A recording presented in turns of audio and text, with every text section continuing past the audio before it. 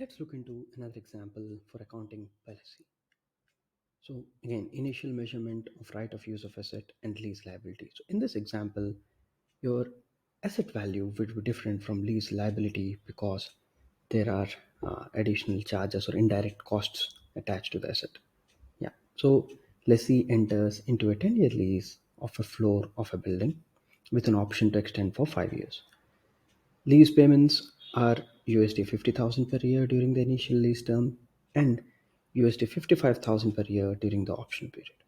To obtain the lease, lessee incurs initial direct costs of $20,000, of which 15,000 relates to a payment of a former tenant occupying the floor of a building and USD 5,000 relates to a commission paid to the real estate agent that arranges the lease.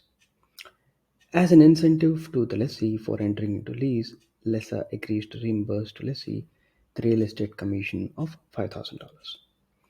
So there are three portions of it. So one is the initial direct cost of $20,000, which is incurred by the lessee, of which 15,000 relates to the payment of the former tenant, and then the $5,000 commission paid to the real estate agent, out of which the lessor has agreed to reimburse 5,000. So effectively, there is an additional $15,000 a cost which is incurred by the lessee in order to make the asset ready to use. At the commencement date, lessee concludes that it is not reasonably certain to exercise the option to extend the lease and therefore determines that the lease term is 10 years.